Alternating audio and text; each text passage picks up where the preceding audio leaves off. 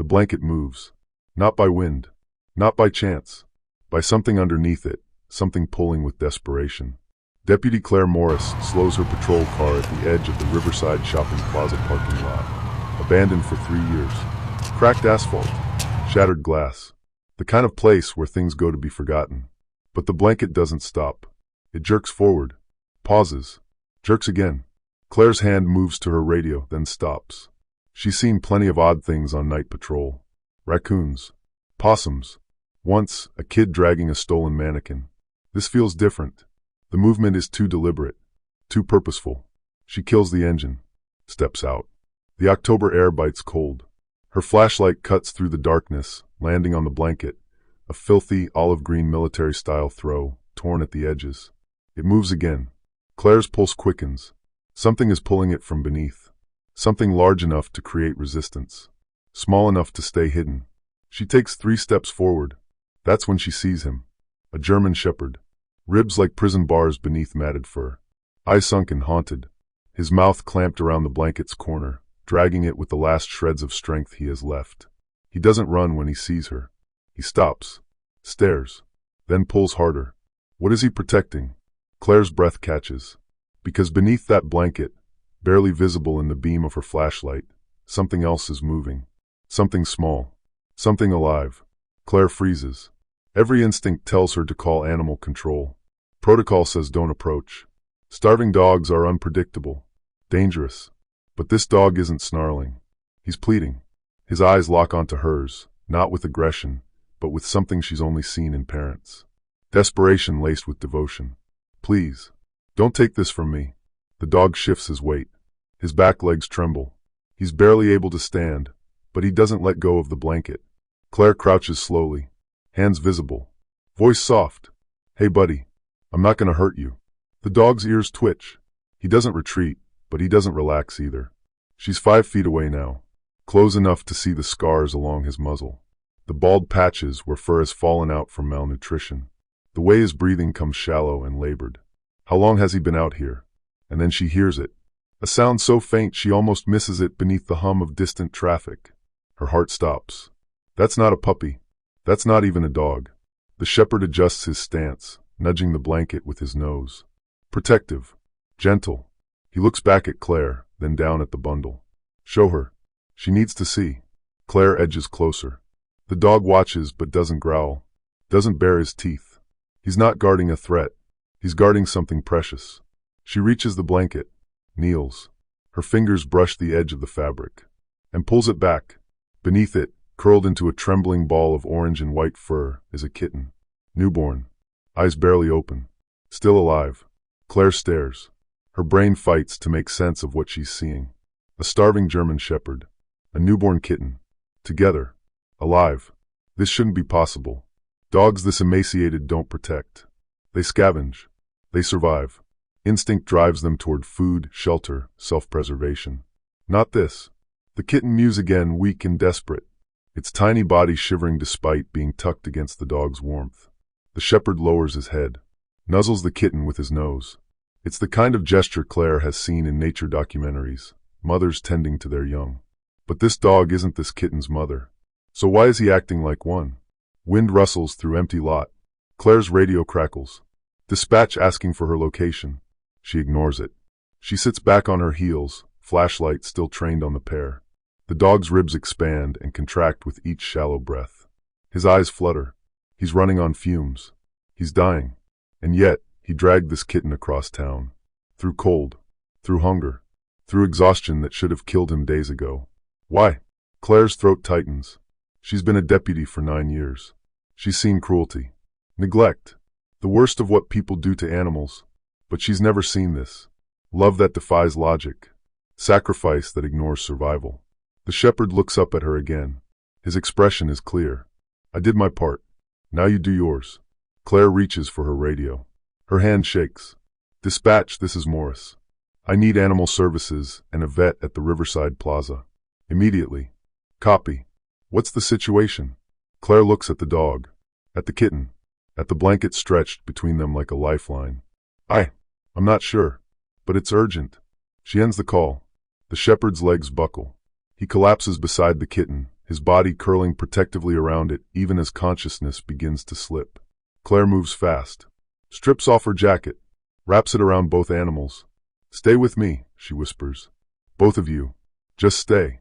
But the question burns in her mind. "Where did you come from?" Claire lifts the shepherd carefully.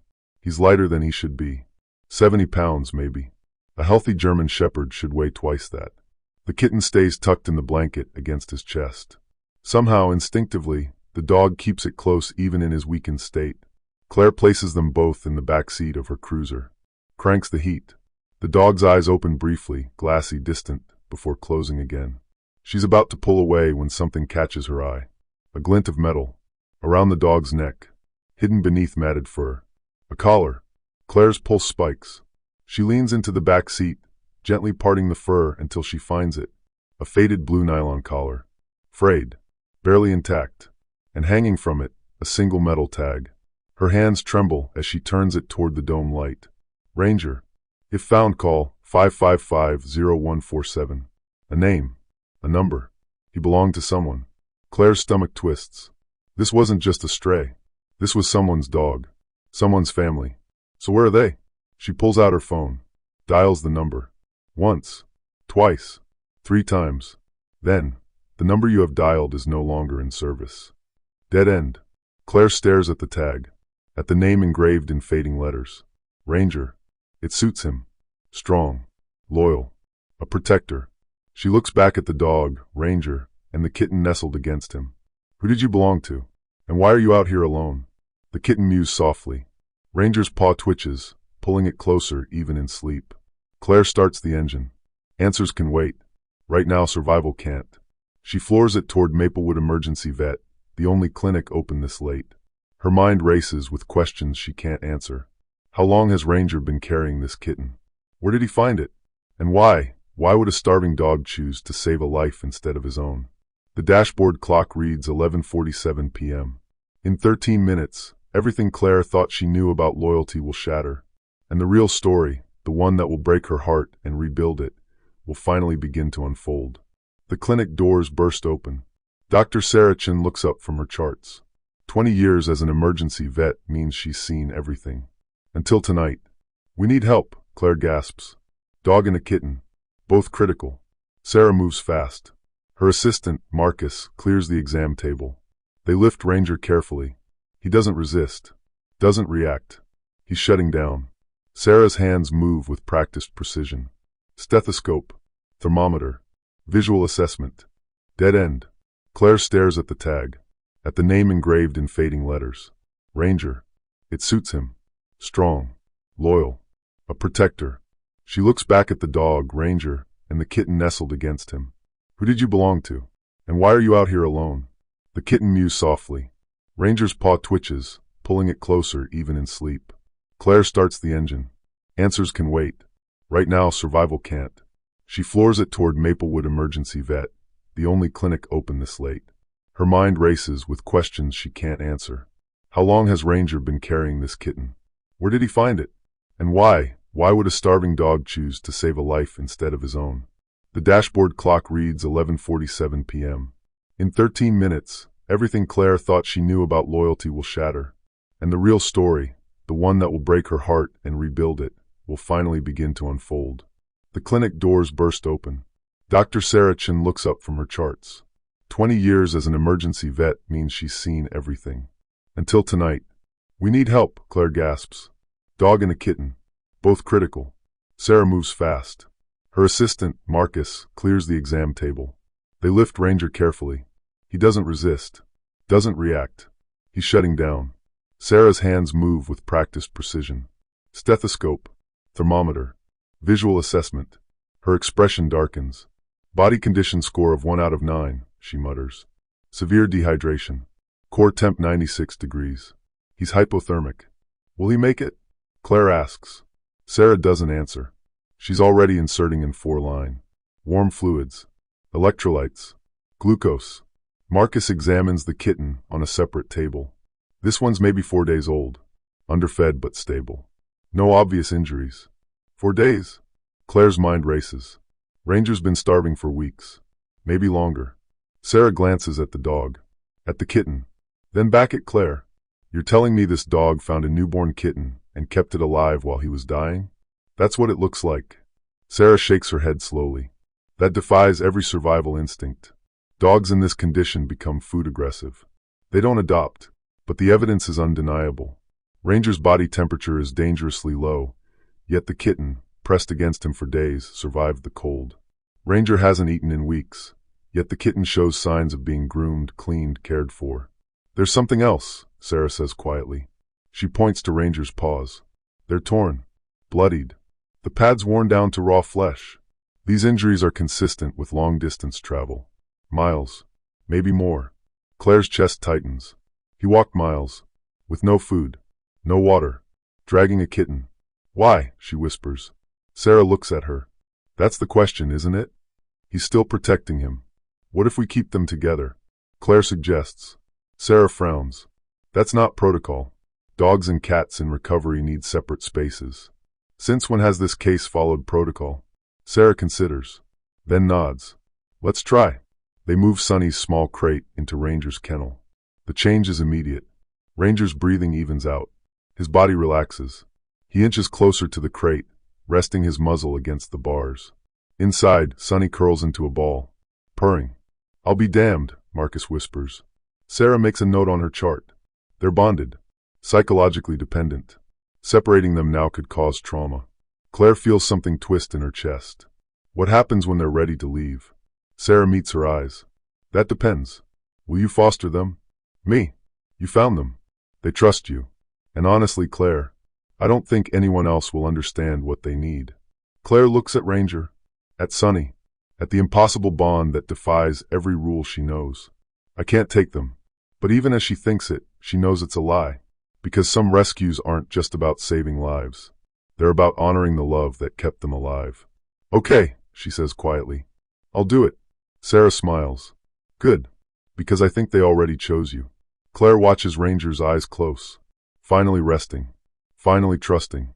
And for the first time in 3 months, he stops searching. Because he's found what he was looking for all along. Family. Claire's apartment isn't big. 1 bedroom. Small kitchen. A couch that's seen better days. But it's warm. Safe. Home. She sets up a corner of the living room. Soft blankets. 2 bowls. 1 for kibble, 1 for kitten formula. A heating pad for Sonny. Ranger limps inside. Still weak. Still healing. He stops in the doorway. Sniffs the air. His body tenses. This isn't Michael's house. Claire kneels. I know it's not what you're used to. But you're safe here. I promise. Ranger's eyes scan the room. Searching for threats. For exits. For Michael. He won't find him. Claire carries Sonny to the blanket pile. The kitten mews, tiny and confused. And Ranger moves. Not toward the door. Not away. Toward Sonny. He settles beside the kitten. Curls his body around him. Protective. Vigilant. Wherever Sonny is, that's home. Claire watches them. Her chest tight. She's fostered before. Dogs. Cats. Even a rabbit once. But she's never seen this. A bond forged in survival. In sacrifice. In something deeper than instinct. She pulls out her phone. Scrolls through her photos until she finds it. The image she took at the vet.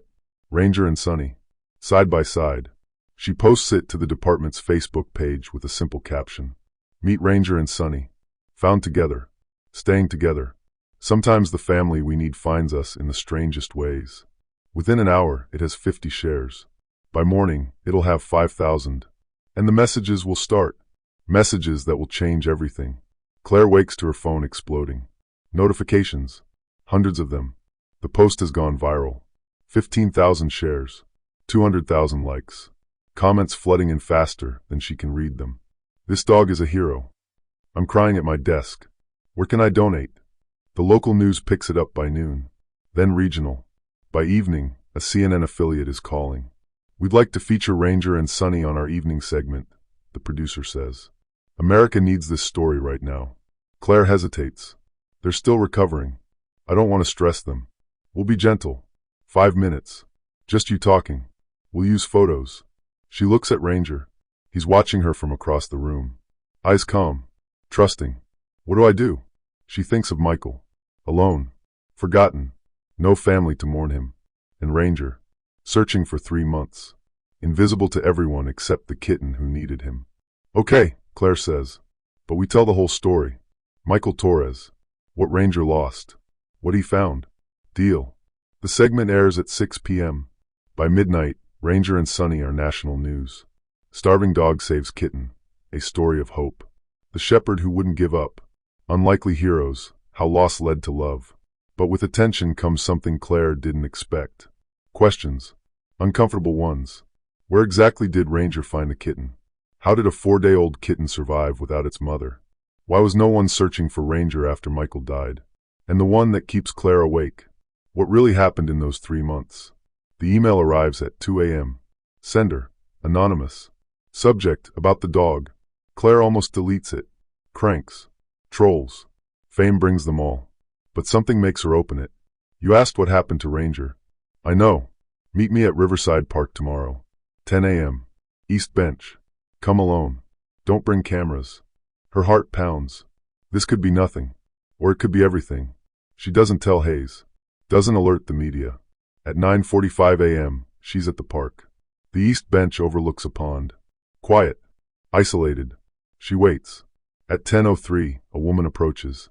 Mid-40s. Nervous. She won't make eye contact. You're Deputy Morris? Yes. The woman sits. I'm Elena. I lived on Maple Street.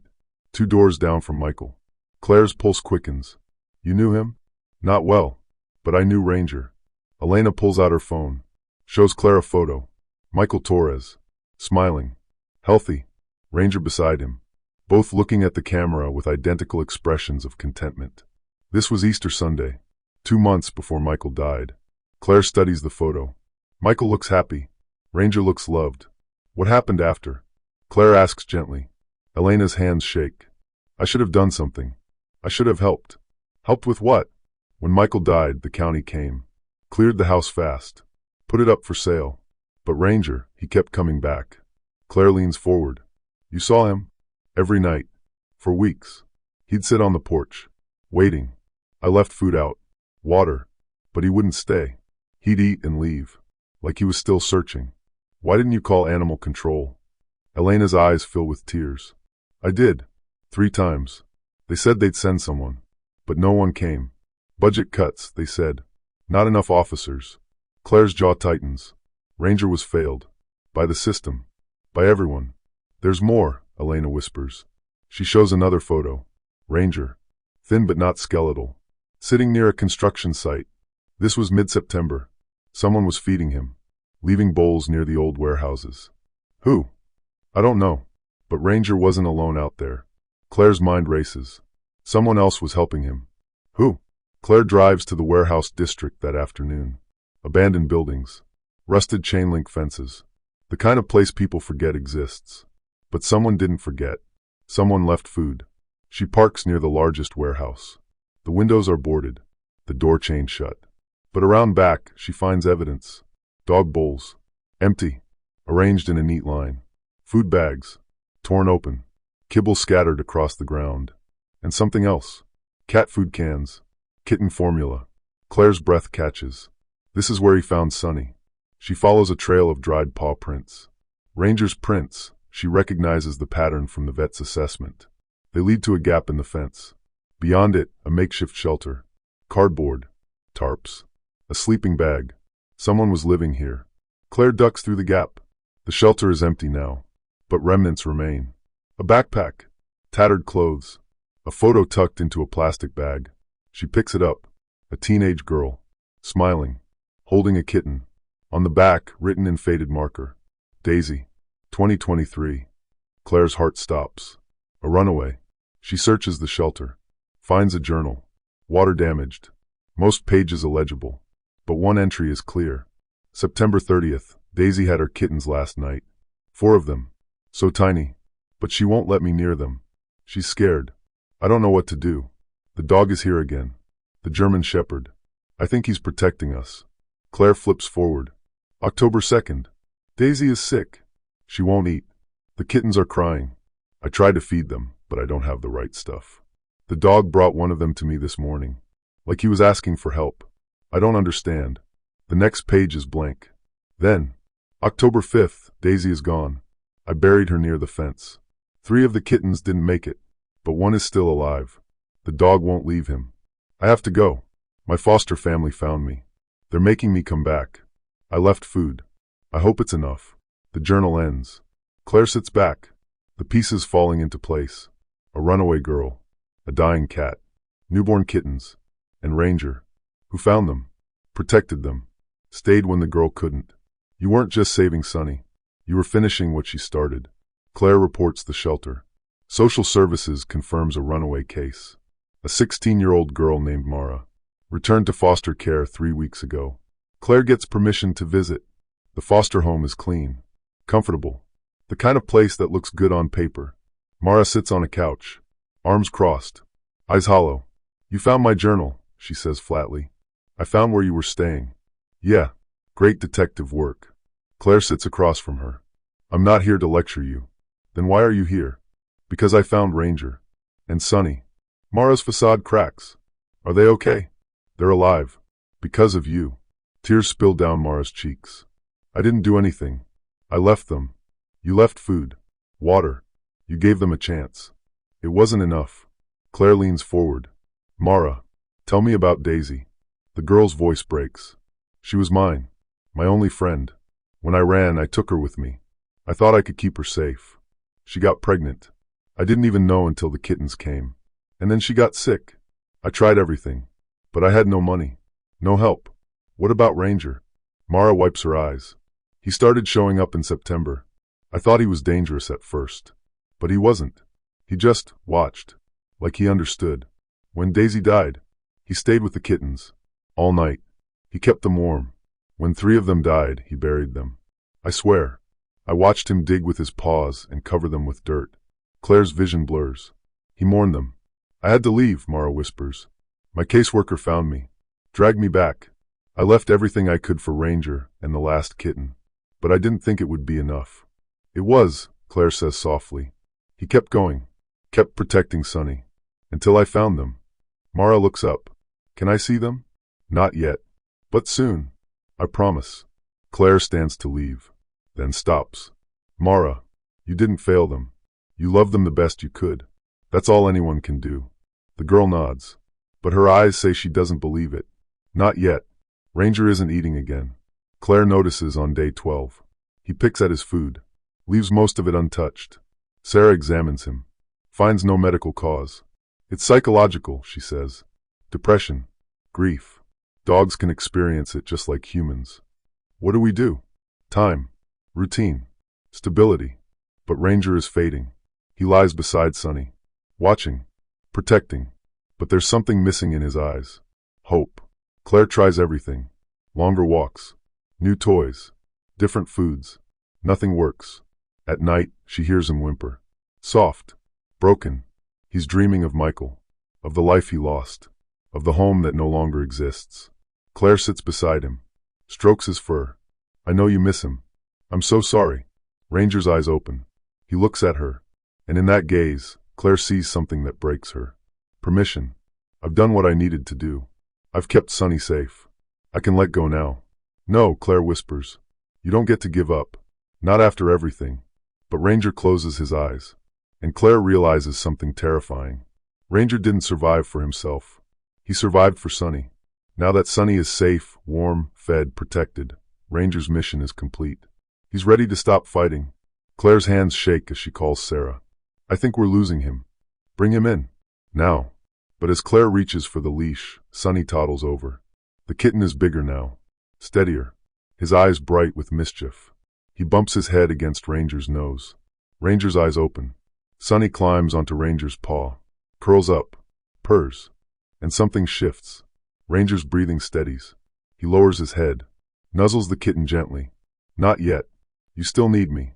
Claire watches, tears streaming down her face, because she understands now. Ranger isn't fighting for himself. He's fighting for Sunny. The question is, will it be enough? A knock at the door. Claire isn't expecting anyone. She opens it cautiously. An elderly man stands there. 70s. Kind eyes. He's holding a worn photo album. Deputy Morris? My name is Frank Chin. I saw the news story. About Ranger. Claire's guard stays up. How can I help you? Frank's voice trembles. I knew Michael Torres. Everything stops. You knew him? We worked together. Construction crew. Michael was like a son to me. Frank's eyes glisten. I was out of the country when he died. My daughter's wedding in Taiwan. 6 weeks. When I came back, he was already gone. I went to his house. Tried to find Ranger. But he'd vanished. I searched for weeks. Put up flyers. Called shelters. Frank opens the album. Shows Claire photos. Michael and Frank on a job site. Both grinning. Covered in sawdust. Michael and Ranger at a company picnic. Ranger wearing a bandana. Michael talked about Ranger constantly. That dog was his whole world. Claire's throat tightens. I'm sorry. I wish you'd found him sooner. Can I see him? Claire hesitates. Then nods. She leads Frank inside. Ranger is on his bed. Sonny asleep against his side. Frank stops. His hand covers his mouth. Ranger, he whispers. The dog's ears perk up. He lifts his head. Sniffs the air. And then, his tail wags. Just once. Weak. But unmistakable. I remember you. Frank kneels slowly. Hey buddy. It's me. Uncle Frank. Ranger stands. Wobbly. He crosses the room. And presses his head against Frank's chest. The old man wraps his arms around the dog. Sobs openly. I'm so sorry. I should have been here. I should have found you. Claire has to look away. Because she's watching something sacred. A reunion 3 months too late. But still healing. Still necessary. Frank stays for an hour. Talking to Ranger in soft tones. Sharing memories of Michael. Before he leaves, he turns to Claire. Will you keep him? I'm fostering. The plan is to find him a permanent home. Frank nods. Pulls out his wallet. Hands her a card. If you need anything, money, food, vet bills, you call me. Michael would have wanted that. He pauses at the door. He's different. The Ranger I knew was lighter. Playful. He's been through a lot. I know. Frank looks back at the dog. But he's still in there. The dog Michael loved. Don't give up on him. I won't. After Frank leaves, Claire notices something. Ranger is eating. Not much, but more than before.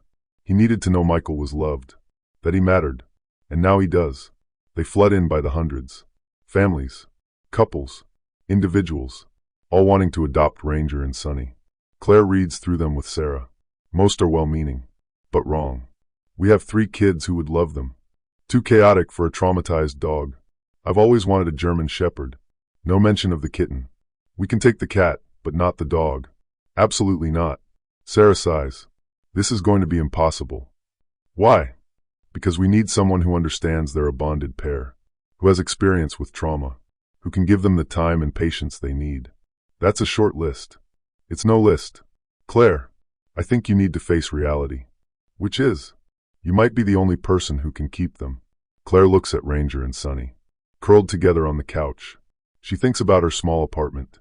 Her unpredictable schedule. Her lack of experience with long-term pets. I'm not qualified for this. But then she remembers. The way Ranger looked at her in the parking lot. Trusting.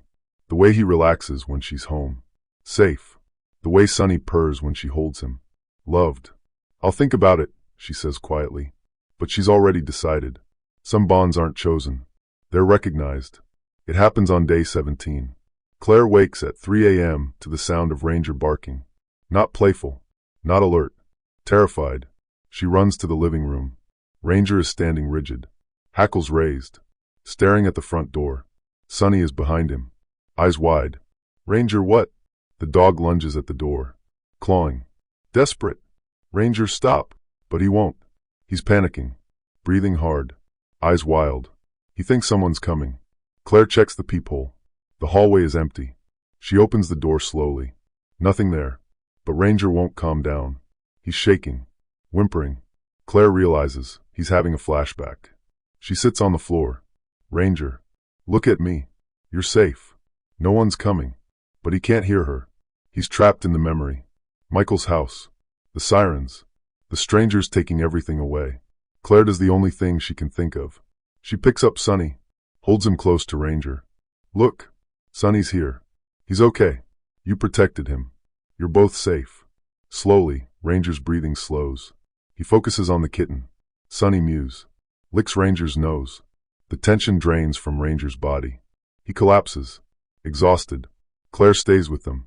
All night, her hand on Ranger's side, feeling his heartbeat slowly return to normal. The trauma isn't gone. It's just waiting. And she realizes healing isn't linear. It's messy, painful, and it requires someone willing to stay through the nightmares. I'm not going anywhere. Claire receives a package at the station. No return address. Postmarked from 2 counties away. Inside, a letter. Handwritten. Shaky script. Dear Deputy Morris, you don't know me, but I know what happened to Michael Torres. I'm the one who hit him. It was an accident. I was texting. Didn't see him, stopped at the light. Changed his life. Ended mine. I went to prison. 6 months. Just got out. I've been trying to make peace with what I did. I saw your story about Ranger. I didn't know Michael had a dog. Didn't know he had anyone. I can't fix what I broke, but I want to help. Enclosed is a check. It's not much, but maybe it can help Ranger. I'm sorry. I'm so sorry. Jam. Claire opens the envelope. A check for $5,000. She sits back, stunned. The person who destroyed Michael's life is trying to rebuild Ranger's. It doesn't erase the pain, but it's something. Accountability. Remorse. Action. She deposits the check into a fund for Ranger and Sonny's care. And she writes back, your actions took a life, but your choices now can honor that life. Michael loved Ranger. Ranger loved him. That love is still here. Still fighting. Thank you for seeing it. She doesn't know if it will help, but forgiveness has to start somewhere, even in the broken places. Week 4. Ranger is gaining weight. His coat is shinier. The haunted look in his eyes is softening. Claire takes him and Sonny to the park. It's early morning. Quiet. Safe. She lets Ranger off leash in the fenced area. He doesn't run. He just stands, sniffing, observing. Sonny is in a carrier, watching everything with wide eyes. A golden retriever approaches. Friendly. Tail wagging. Ranger tenses. It's okay, Claire says softly. The retriever sniffs Ranger, then bows playfully. Wanna play? Ranger hesitates. He looks back at Claire. At Sonny. Is it okay to be happy? Claire smiles. Go ahead. And for the first time in months, Ranger plays. Just for a minute. A brief chase. A gentle tackle. Nothing dramatic. But when he returns to Claire, his mouth is open. Tongue out. Smiling. Claire's vision blurs. Because she's watching Ranger remember who he was before the pain, before the loss, before the survival. He's still that dog. Wounded. Scarred. But still capable of joy.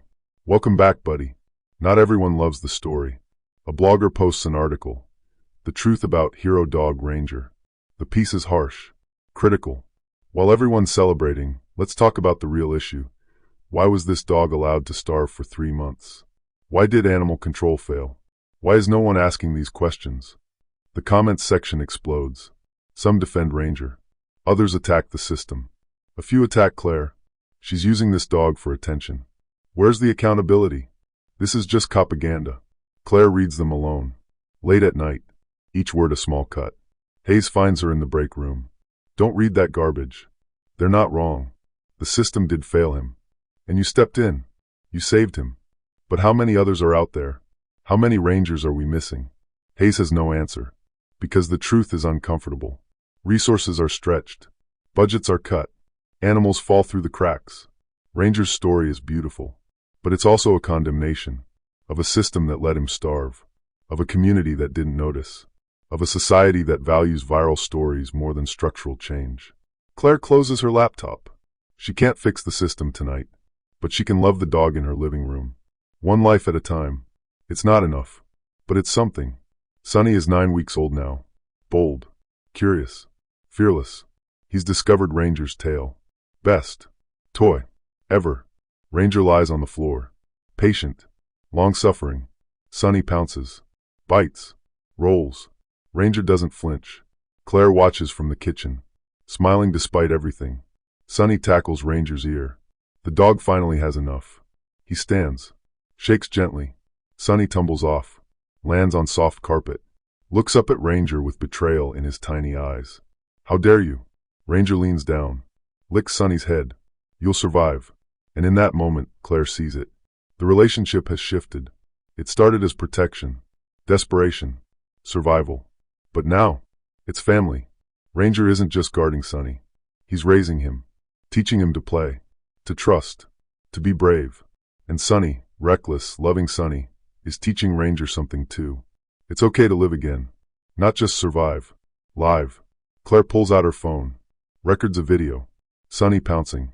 Ranger dodging. Both of them moving in perfect sync. She doesn't post it. This moment is just for them. Sacred. Private. This is what Michael wanted. For Ranger to be loved. To have purpose. And somewhere, Claire hopes he knows. His dog is okay. Not whole. Maybe never whole. But okay. Claire meets with Sarah at the clinic. The adoption requests are still coming. Over 2,000 now. 2,000 people who can't have them, Claire says. Sarah raises an eyebrow. So you're keeping them? I don't know. Yes, you do. Claire looks out the window. Watches Ranger and Sunny in the clinic's play yard. Ranger is teaching Sunny to dig. Showing him how to use his paws. It's absurd. It's beautiful. What if I'm not enough? Claire whispers. What if they need someone better? Better than the person who found them? Who fought for them? Who sits with Ranger through his nightmares and bottle feeds Sunny at 3 a.m.? That's just fostering. No, Claire. That's love. The word hangs between them. Love. Sarah continues. You know what the difference is between fostering and adopting? Nothing. Except commitment. And you've already committed. You just haven't admitted it. Claire's eyes sting. I've never had a dog before. Never had a cat. I work crazy hours. I are making excuses. Because I'm scared. Of what? Failing them. Like everyone else did. Sarah stands. Crosses to Claire. Puts a hand on her shoulder. You already saved them. Now let them save you. Claire looks at Ranger. He's watching her through the window. Waiting. Choose me. Choose us. She thinks about her empty apartment. Her predictable life. Her carefully maintained distance from anything that might hurt her. Safe. Controlled. Lonely. And she thinks about the chaos Ranger and Sunny bring. The mess. The noise. The vet bills.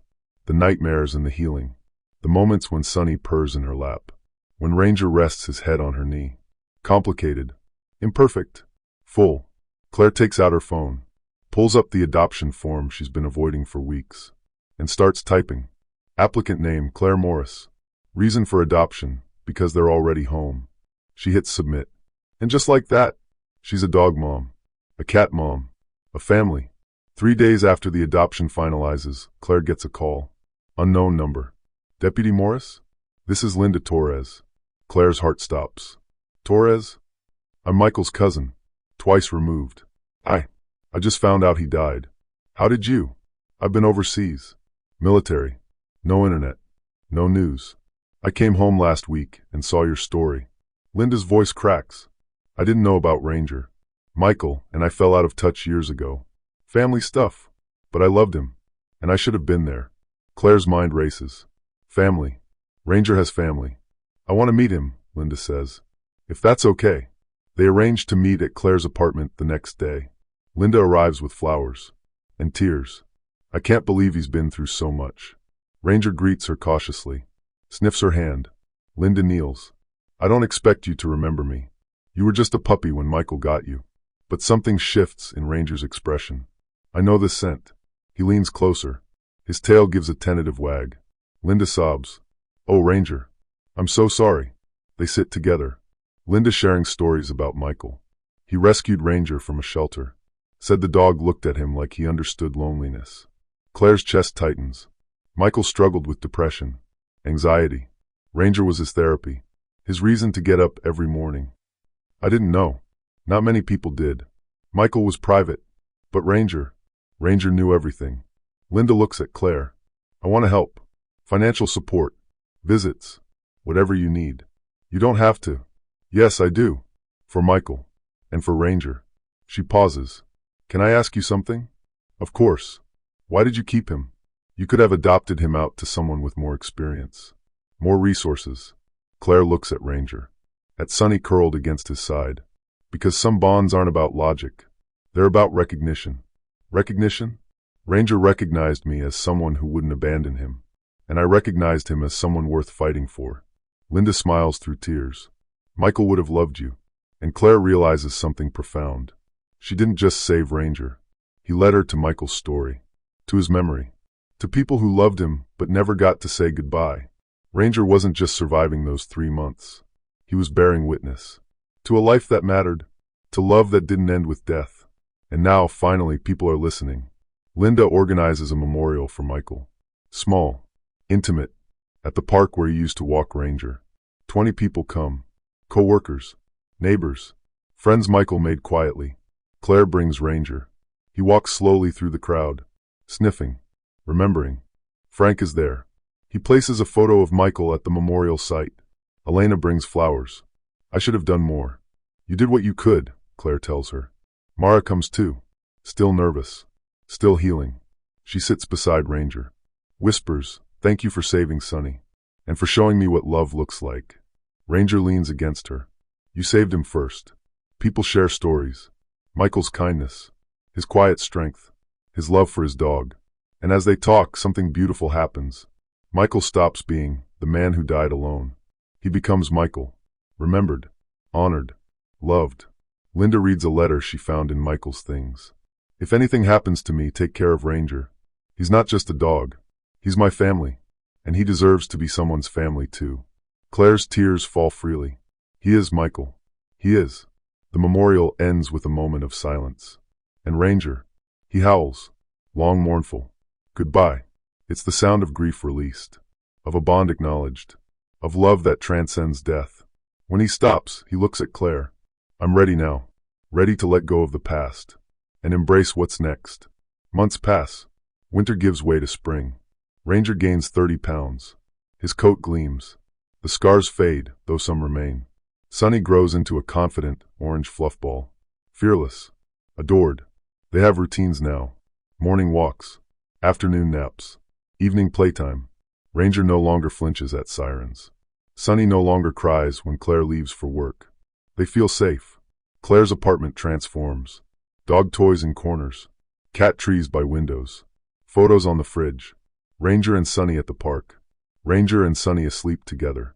Ranger and Sonny being ridiculous. Hayes visits one evening. Sees the chaos. Your place looks like a zoo. Best zoo ever. He watches Ranger play with Sonny. I've got to admit, I didn't think this would work. Why? Cop schedules. Trauma. The media attention. And now, Hayes smiles. Now I see a family. That word again. Family. It doesn't look like Claire imagined. No white picket fence. No perfect Instagram moments. Just a scarred dog and a fearless kitten. And a woman who learned that love isn't about being ready. It's about showing up. Every day. Through fear and exhaustion. Through nightmares and joy. Showing up. Claire gets a call from the local shelter. We have a situation. German Shepherd. Found abandoned. Shutting down. Won't eat. Her heart sinks. I can't take another. We're not asking you to. But we thought, maybe Ranger could help. It's unconventional. But nothing about this story has been conventional. Claire brings Ranger to the shelter. The new dog, Scout, is terrified, cowering in the back of his kennel. Ranger approaches slowly. Non-threatening. He lies down outside the kennel. Waits. Scout watches. Uncertain. Ranger doesn't push. Doesn't demand. I've been where you are. After 20 minutes, Scout inches forward. Sniffs through the bars. Ranger stays calm. You're safe. Scout's tail gives the smallest wag. It's not a miracle. It's not instant healing. But it's connection. And sometimes that's enough. Claire works with the shelter. They start a program. Ranger visits once a week. Helps traumatized dogs learn to trust again. He becomes a therapy dog. Not officially certified, but effective. Because he understands. Fear. Loss. The slow climb back to hope. And in helping others heal, Ranger completes his own journey. From survivor to guide. This is my purpose now. Sonny is 8 months old. Mischievous. Loving. Absolutely convinced he's a dog. He follows Ranger everywhere. Mimics his movements. When Ranger sits, Sonny sits. When Ranger barks, Sonny makes his ridiculous attempt at barking. Tiny meow-bark hybrid. It shouldn't work. But it does. One afternoon, Claire watches them in the yard. Ranger is resting. Sonny curls against him. The dog looks down at the cat. And something passes between them. A moment of perfect understanding. I protected you when you were helpless. Now you protect me from loneliness. We saved each other. Claire captures the moment on camera. Posts it with a simple caption. 1 year ago, Ranger was starving and alone. Sonny was hours from death. Today, they're living proof that family isn't about blood. It's about who shows up when everything falls apart.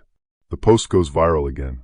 But this time, Claire doesn't read the comments, doesn't track the shares, because the story isn't for the internet. It's for them, for Michael, for Mara, for everyone who loved and lost. A reminder that even in the darkest moments, love finds a way. Late one night, Claire sits with Ranger on the porch. Stars scattered across the sky. Peaceful. Quiet. Sonny is inside, asleep on his favorite chair. Ranger rests his head on Claire's lap. She strokes his fur, thinks about the journey, the parking lot, the blanket, the impossible bond. I still don't understand, she whispers. How did you know? How did you know to save him? Ranger's eyes open. He looks at her, and Claire realizes she's asking the wrong question. It was never how did you know. It was how could you not? Because that's what love does. It doesn't calculate odds, doesn't weigh consequences. It just acts. Michael loved Ranger unconditionally, and Ranger learned. This is what love looks like. Sacrifice, protection, showing up. When Michael was gone, Ranger had a choice.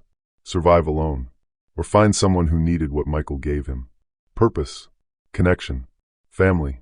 He found Sonny, not by accident, not by luck, by love seeking love.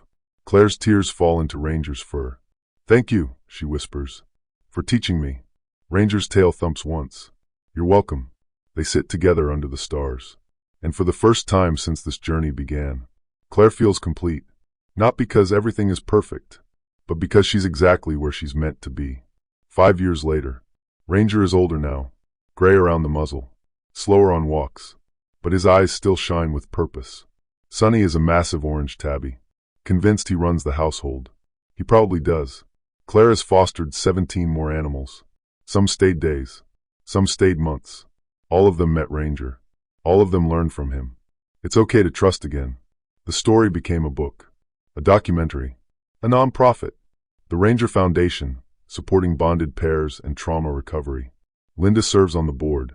Frank donates monthly. Mara volunteers. But the real legacy isn't in the headlines or the donations. It's in the lives changed. Dogs who found hope. Cats who found safety. People who found purpose. All because one starving German shepherd refused to give up. On a random Tuesday, Claire gets a message from a woman across the country. I adopted a bonded pair because of Ranger's story. A senior dog and a special needs cat. Everyone said it wouldn't work. But it's been 2 years and they're thriving. Thank you for sharing their story. Claire shows Ranger the message. He's lying in his favorite spot. Sunbeam warming his back. Sonny draped across his side. Look, buddy. You're still changing lives. Ranger's tail gives a slow wag. Good. That night, Claire dreams. She's in the parking lot again. The night she found them. But this time Michael is there, standing beside his truck, smiling. You took care of him, he says. I tried. You did more than that. You let him love again. Michael kneels. Ranger runs to him. Young, healthy, whole. They embrace. A reunion 5 years delayed. Then Michael looks at Claire. He's yours now. He always was. But thank you for honoring what we had. I'll keep him safe. I know. That's why he found you. Michael fades. But Ranger stays. He walks back to Claire, leans against her leg. Home. Claire wakes to Sonny patting her face. Breakfast. Now. She laughs. Gets up. Ranger stretches. Follows her to the kitchen. And as she pours food. As Sonny wins between her legs. As Ranger waits patiently. Claire realizes. This is the payoff. Not the viral posts. Not the awards. This. Morning light through the kitchen window. A cat demanding attention. A dog who defied every odd. A family built from broken pieces. She sits on the floor. Ranger and Sonny gather close. I love you both. You know that. Ranger licks her hand. Sonny purrs. We know. Outside, the world continues. Chaos. Uncertainty. Pain. But here in this moment, there is peace. Earned. Hard-won. Sacred. And somewhere Claire hopes Michael sees it. His dog. Happy. Loved. Home. Mission complete. Not just Ranger's mission. All of theirs. To survive. To heal. To love. And to show the world that sometimes the family we need finds us in the strangest, most beautiful ways. Ranger and Sunny, side by side, asleep in a beam of sunlight. Scars visible, but fading, not erased by time, transformed by love.